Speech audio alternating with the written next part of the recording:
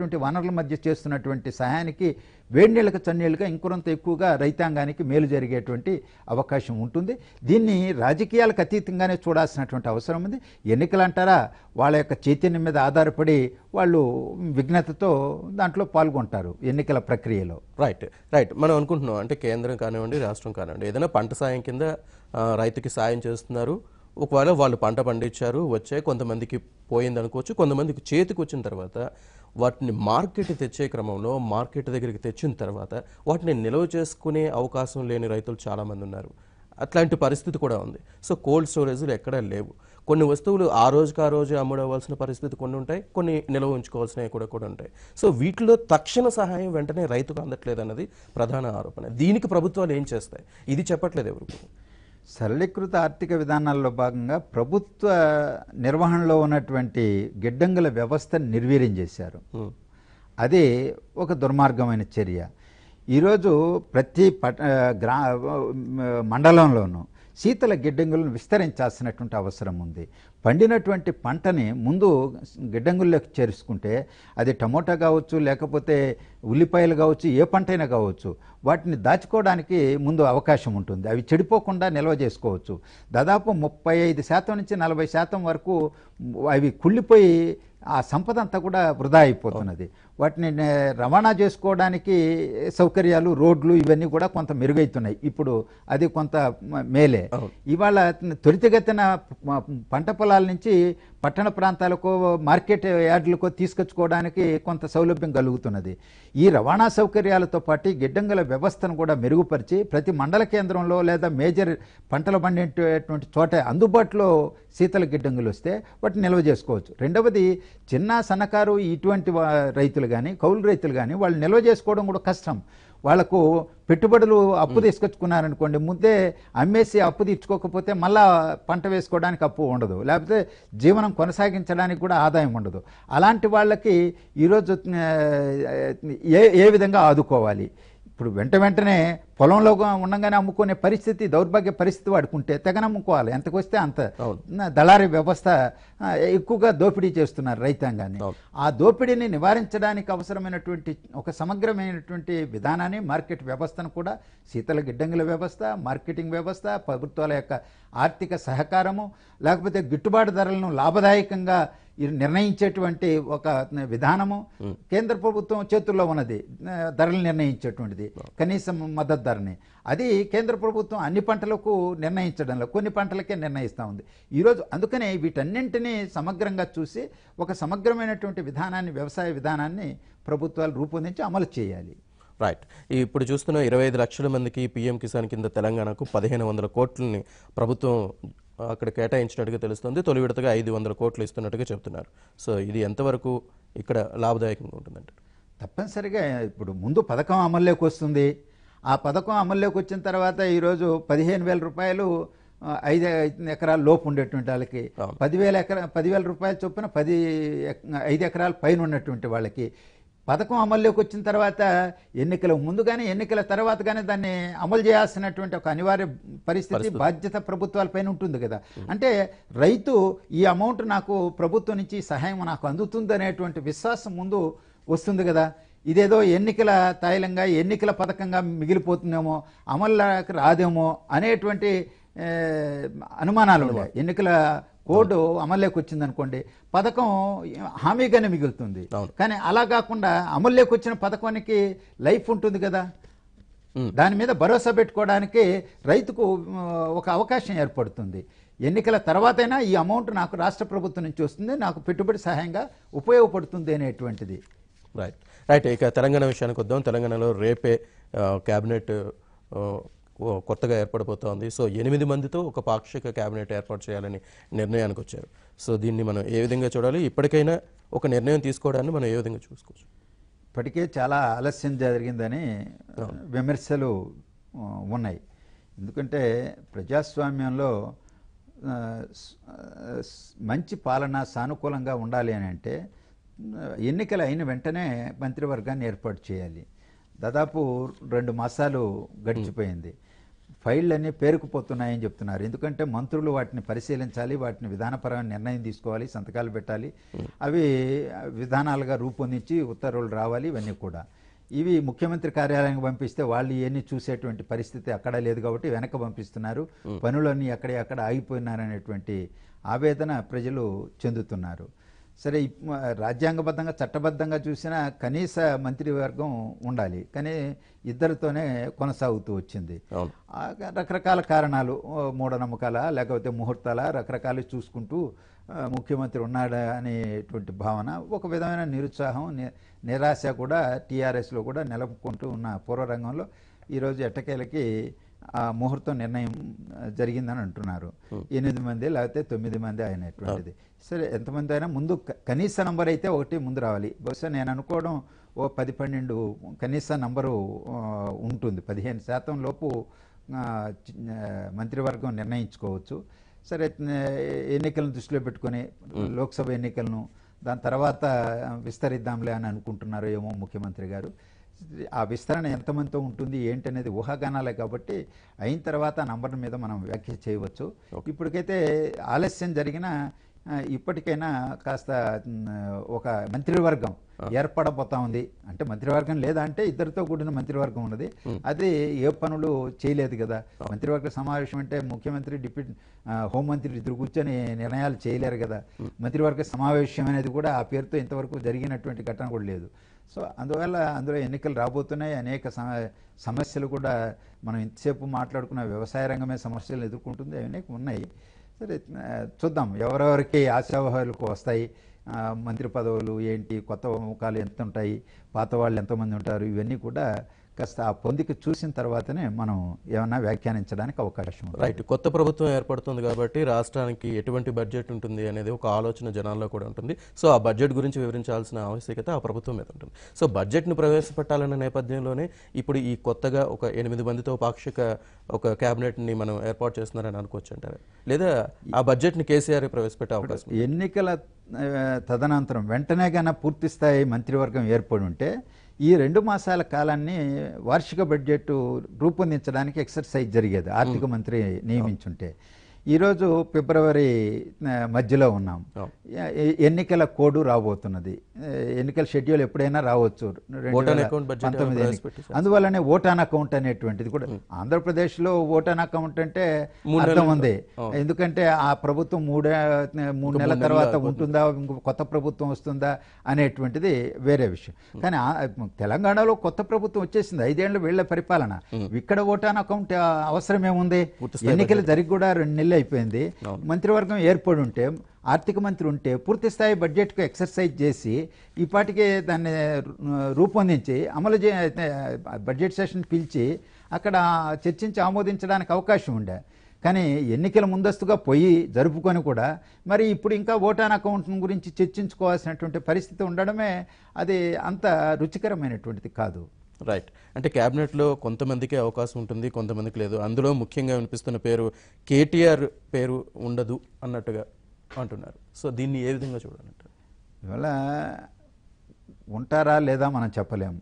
అదే ఉన్నా లేకపోయినా అధికారాలు పరోక్షంగా ఆయనకు కట్టబెట్టడం జరిగింది. ఈరోజు ప్రభుత్వానికి పార్టీకి మధ్య పూర్తి స్థాయి సమన్వయకర్త టీఆర్ఎస్ వర్కింగ్ ప్రెసిడెంటే అని బహిరంగంగా కేసీఆర్ గారు అనౌన్స్ చేసి ఆయన్ను వర్కింగ్ ప్రెసిడెంట్గా చేయడం జరిగింది. ఇప్పుడు పార్టీ వ్యవహారాలని ఆయనే చూస్తున్నట్టుగా మనం వార్తలు చూస్తున్నాము. లోక్సభ ఎన్నికలు కూడా అందువల్ల అదే పాలక పార్టీకి వర్కింగ్ ప్రెసిడెంటు, సో పైపెచ్చు ముఖ్యమంత్రి కుమారుడు.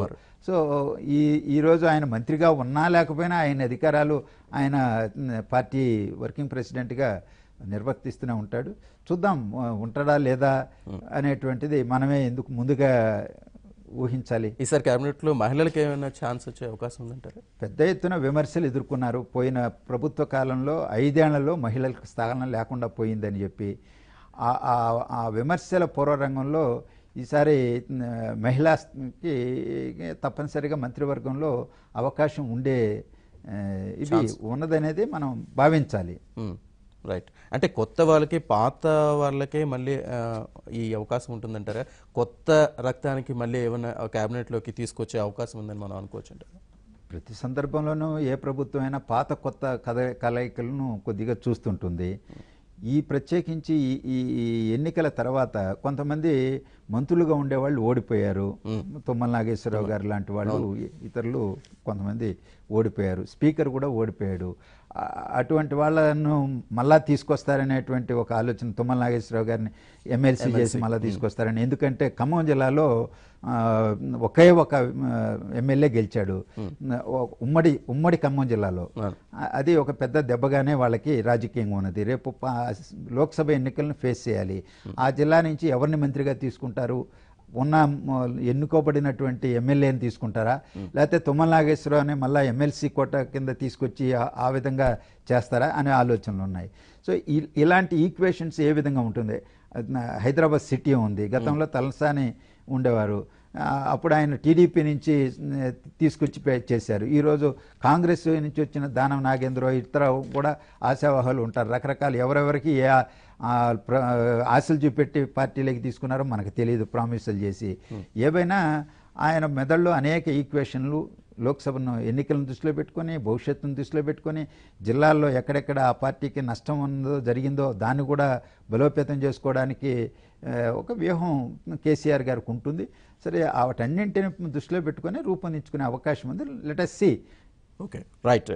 వైజాగ్ నుంచి ఒక కాల్ ఉన్నారు, ముకుందరావు గారు. ముకుందరావు గారు, ఏంటి మాట్లాడతాం? యా ముకుందరావు గారు, అవును. యా దయచేసి మీ టీవీ వాల్యూమ్ మ్యూట్ లో పెట్టి మాట్లాడండి.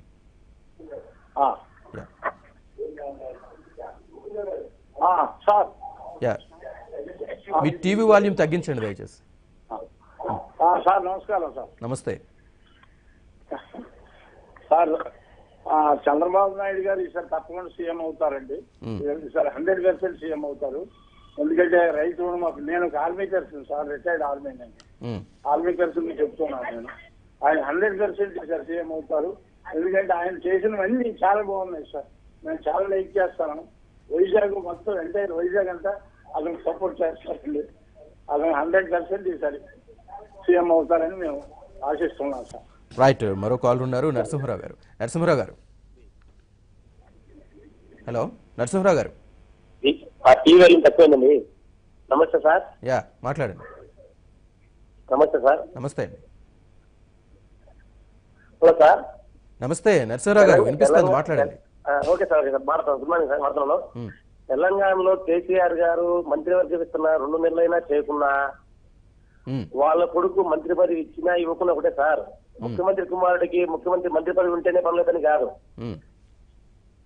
మంత్రి పదవి లేకుండా కూడా పర్లేదు సార్. అది పేరుకే మంత్రి పదవి. లాస్ట్ టైం వాళ్ళ మహిళలకు ఒక్కరికన్నా చోటు చేస్తారు మంత్రి పదవిలో, మంత్రివర్గ విస్తరణలో మహిళలకు. నేను చెప్పినట్టు జరుగుతుంది. నేను చెప్పిందే వేయడం అనుకుంటే అది కొన్నాళ్ళు మాత్రమే సార్. అది 5 ఏళ్ళు 10 ఏళ్ళకే పరిమితం అవుతుంది. భారతదేశంలో పెద్ద పెద్ద లీడర్లు మునిగిపోయేటప్పుడు అడ్రస్ లేకుండా మునిగిపోతారు సార్. జరిగేటప్పుడు జరుగుతుంది. కేటీఆర్ గారి కానీ టైం తొందరలో ఉంది వాళ్ళకి కూడా చెప్పకూడదు మనం, వాళ్ళు మాట్లాడే భాష జరిగదండి. రైట్. మరో కాల్ ఉన్నారు, రమేష్ గారు సత్తెనపల్లి నుంచి. రమేష్ గారు, నమస్కారం అండి. నమస్తే అండి, మాట్లాడండి. సార్, ఇప్పుడు రుణమాఫీ అంటున్నారని, రుణమాఫీ చేసే కన్నా రైతులకి గిట్టుబాటు ధర ఇస్తే బాగుంటుంది కదా సార్? నేను అనేది అది నా ప్రశ్న. ఇప్పుడు